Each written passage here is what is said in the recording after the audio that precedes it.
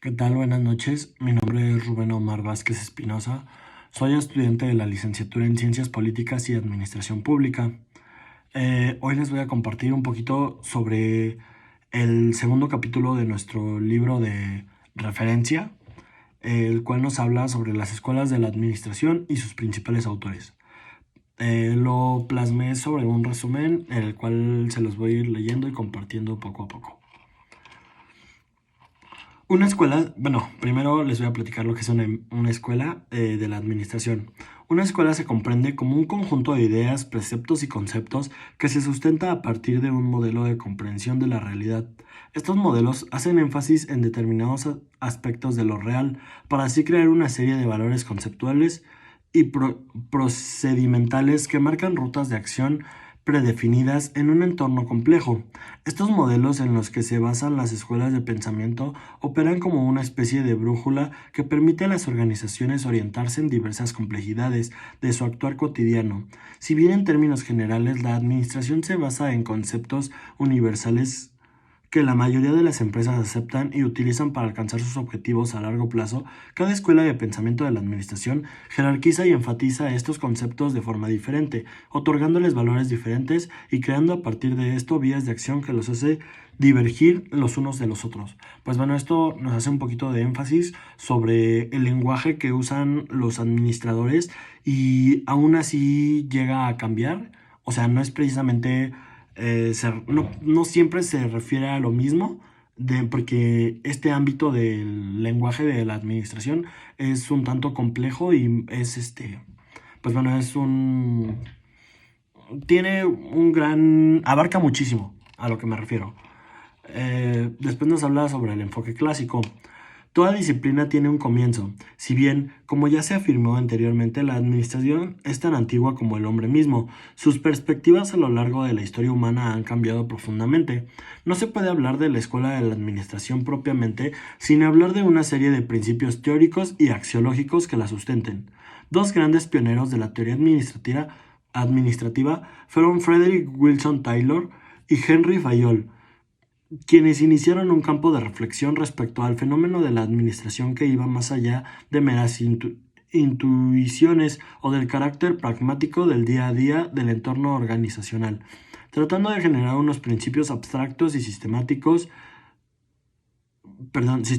y axiológicos que pudiesen aplicarse a todas las empresas y potenciar su eficacia en, la en consecuencia de sus objetivos. Pues bueno, esto nos habla como el inicio de las primeras teorías administrativas y sus dos grandes pioneros, que fueron Wilson Taylor y Henry Fayol. Primero les voy a platicar un poquito sobre su primer teoría su enfoque de Taylor. Él se va por la administración científica y bueno, esto es lo que él proponía. Su tremenda capacidad de observación sutil e incisiva le permitió ver lo que sus contemporáneos no podían, los graves errores de administración, logística y convivencia a los que estaban sujetas la mayoría de las empresas después de la Revolución Industrial. El aporte fundamental de Taylor radica en la implementación de técnicas analíticas y comparativas para medir el desempeño laboral de los empleados y las máquinas de la empresa. Estas técnicas de análisis y propulsación de la eficacia empresarial se verán reflejadas a partir del abandono de aquella figura de Taylor determinada como el hombre del látigo. Se, pro Se propugna entonces por un campo de visión ampliado de la administración fundamentada especialmente en el análisis y el cálculo de fuerzas, de capacidades y de temporalidades, más que una visión basada en la intimidación, la fuerza y las jerarquías arbitrarias de poder. Así puede deducirse que un gran aporte de Taylor fue crear una perspectiva en el que el entorno empresarial no es meramente un espacio en el que un pequeño y selecto grupo de personas tienen poder sobre otras para comandarlas a realizar tareas de producción exigentes. Bueno, esto básicamente habla sobre cómo precisamente, su teoría o su idea que propone Taylor y no es precisamente la idea que tenemos nosotros sobre la administración, o bueno, no lo que popularmente se conoce como la administración. Esto va un poquito más allá. También, bueno, les comparto lo que decía Henry Fayol. La administración industrial y general, similar a la perspectiva de Taylor, los principios de Fayol propenden más que nada por una visión armoniosa entre los líderes gerenciales y los trabajadores. Se trata de crear canales de comunicación clara y transparente mediante los cuales todos los miembros de la organización empresarial puedan sincronizarse y coordinarse para una obtención de un fin específico. Consiste en crear un entramado logístico que habilite la creación de procesos mediados, calculados y predecibles en el que cada parte de la empresa cumpla su función a cabalidad. En este sentido, la empresa se concibe como un organismo complejo que requiere de gran talento e inteligencia para ser propiamente administrado. Después les voy a platicar un poquito, bueno, esto es como el enfoque que tenía Henry Fayol. Eh, También se refiere, es una idea totalmente distinta a lo que nosotros tenemos sobre lo que es la administración y en las empresas sobre todo, el cómo eh, pues se va un poquito más por el lado de armonía, que no tiene que ser como rígidamente lo que... No es rígidamente que los líderes o los dueños obliguen al trabajador y demás, o sea, son por un lado distinto. Después les platico sobre el enfoque humanista. El enfoque humanista del pensamiento administrativo emerge como una contradicción a algunos de los planteamientos más importantes del enfoque clásico. Como se afirmó anteriormente, uno de los principales defectos de las perspectivas de Taylor y Fayol radicaba en la aplicación de una psicología sumamente ingenua del carácter del trabajador. El crecimiento de ciencias humanas a lo largo del siglo XX habilitó este cambio de visión en el pensamiento administrativo. La pululación de teorías filosóficas, antropológicas, sociológicas y más que nada psicológicas permitieron a los nuevos pensadores de la administración comprender que la complejidad de lo humano, que a pesar de la automatización de procesos sigue siendo el núcleo de la organización empresarial, es un fenómeno irreductible que no puede ser simplificado en cálculos de producción predecibles y de crecimiento exponencial. Pues bueno, ahora les voy a platicar sobre otros, los predecesores de nuestros principales pioneros. Les voy a platicar un poquito sobre Mary Parker Follett.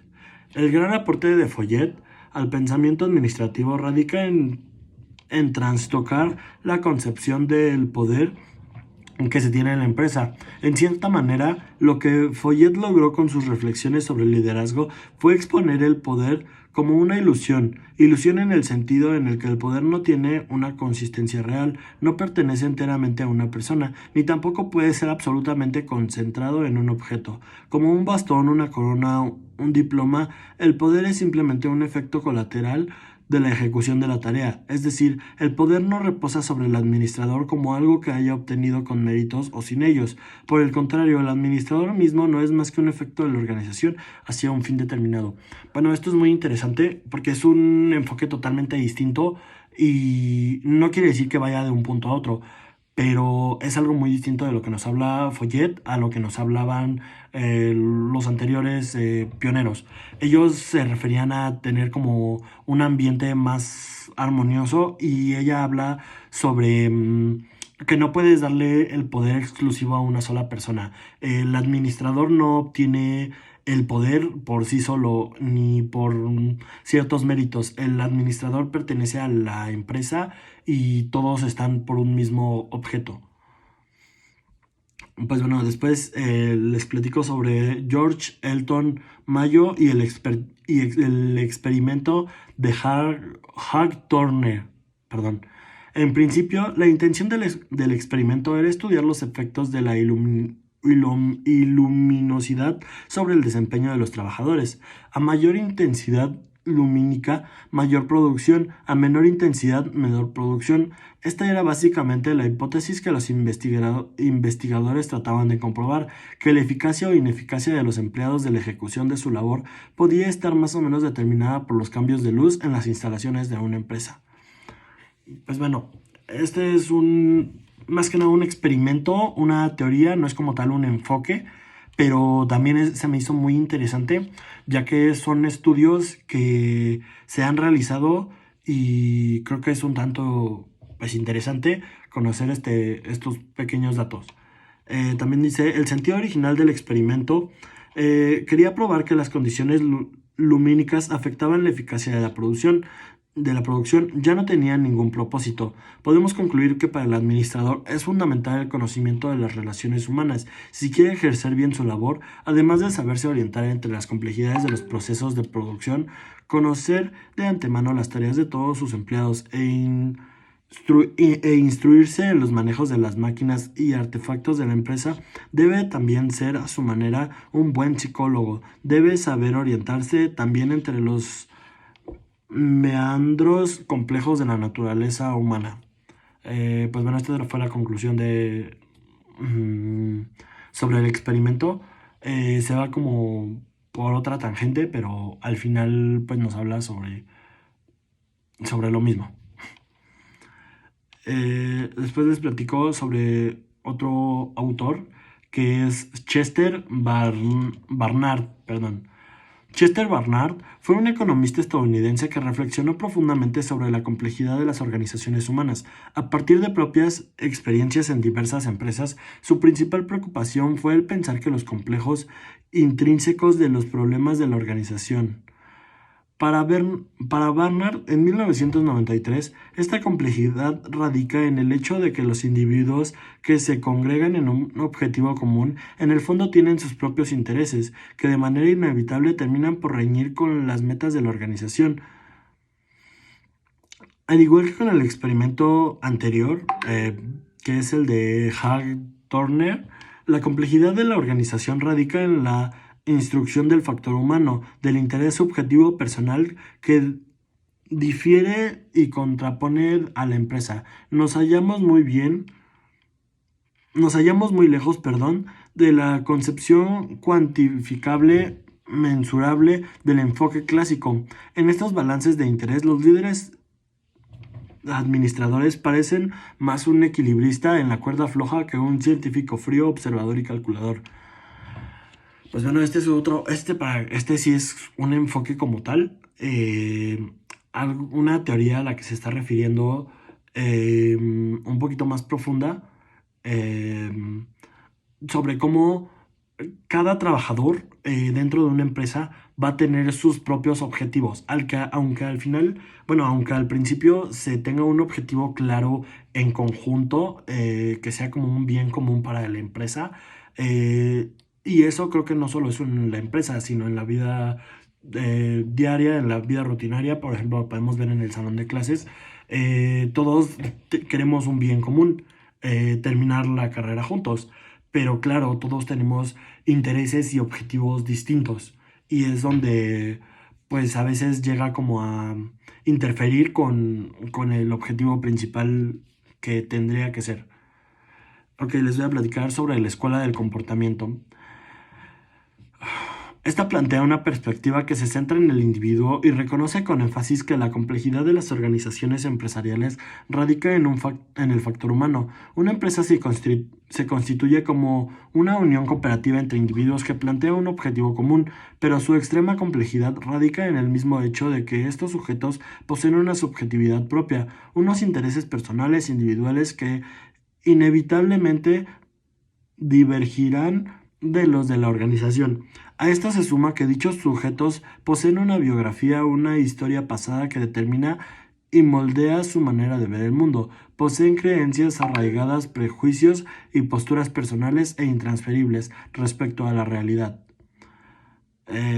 Ok, ahora le voy a hablar sobre el enfoque de las organizaciones. Bueno, este es un intento por lograr una comprensión más completa del fenómeno administrativo.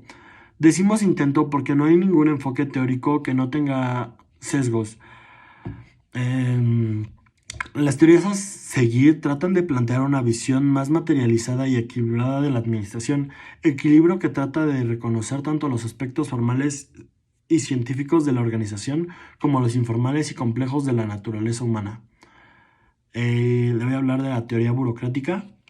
Esta teoría siempre fue dirigida hacia un fin específico, cuyo logro depende siempre de esta sistematización, creando un detallado y complejo conjunto de reglas y procedimientos de coordinación que ciñen a los individuos para alcanzar el propósito de la organización. Desde esta perspectiva, la burocracia se configura como la manera más racional y eficiente de organización entre las personas. Su extrema forma de organización de los procedimientos que requieren de la coordinación entre un gran número de personas la convierte en uno de los sistemas más necesarios de la hora de coordinar procesos masivos a gran escala. Eh, bueno, ahora sobre la escuela matemática. La escuela matemática se fundamenta en una sistematización cuantificable de todos los procesos de producción de la organización empresarial. Esta se vale de modelos matemáticos para calcular y predecir las capacidades de producción de la empresa, buscando ante todo la precisión. En consecuencia, mediante el cálculo y el análisis exhaustivo, se trata de reducir al mínimo las incertidumbres de las decisiones administrativas. Ok, ahora le voy a hablar sobre la teoría de sistemas. La teoría de sistemas se configura como un modelo conceptual que trata de comprender todos los fenómenos de la realidad como interrelacionados entre sí. Un sistema se interpreta como una estructura compuesta por diversas partes cuya función es parte integral dentro del mismo sistema. Estas funciones interactúan las unas con las otras, creando un entrama de relaciones complejo que hace que el sistema sea lo que es. Una estructura eficaz que produce procesos. Es fundamental que el administrador no fraccione su perspección de la empresa. Debe verla como una estructura sistemática, operacional y compleja. La interacción entre las partes más importantes de las mismas, lo que significa que la función de cada empleado afecta pues a gran escala con lo que haga con otros. La teoría de la contingencia. Bueno, esta es la última. La teoría de la contingencia reconoce una gran variedad de tipos de organizaciones que existen y cuestionan la idea de que hay una mejor y única manera de administrarles como propone la escuela científica y las relaciones humanas. Este enfoque considera importante saber qué factores hacen distintas las organizaciones y cómo se pueden hacer recomendaciones diferenciadas para su administración. No obstante, la teoría acepta que existen suficientes diferencias y similitudes sistemáticas para que sea posible hacer algunas generalizaciones. Lo que debe descubrirse son los patrones de variación que sean válidos a pesar de la singularidad de las empresas. Los patrones de variación son factores que influyen a las organizaciones y le dan un carácter u otro, un tipo de estructura que las diferencia de las demás. El ambiente, la tecnología, las formas de producción, el tamaño de la organización, su burocracia interna, la incertidumbre, todos estos son elementos que cambian los modos de ser de las empresas. A esto se suma que están sujetos a cambios políticos, climáticos, ecológicos y sociales y tecnológicos, que tocan profundamente mm, llevan a ampliar aún más el espectro de los patrones, pues asumiendo que estos factores las afectan, se hace necesario un marco indisciplinario para comprender estas relaciones complejas. Pues bueno, esto básicamente nos dice mmm, que todos los factores obviamente van a influir. Esta teoría, por eso se llama así, de la contingencia, porque cualquier cosa puede influir y puede cambiar de forma repentina pues los planes de... ok, esto pues bueno, fue lo que yo pude rescatar. Realmente es un tema muy variado. Usted, profesor, disculpe, nos pidió un video de 5 minutos, pero me parece muy complicado resumir. Me parece como 50 hojas, bueno, 50 páginas, porque desde el capítulo 2 consiste de la página 50 si no me equivoco. No, perdón, 20 a la 70. Entonces, pues se me hace un tanto complicado resumirlo en 5 minutos. Ya voy 20.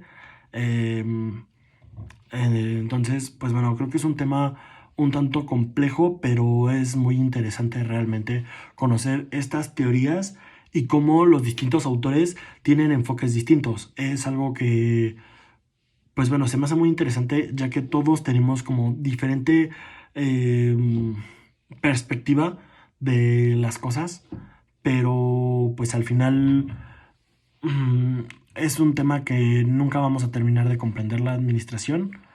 Es una disciplina muy bonita y pues bueno, me interesa seguir estudiándola.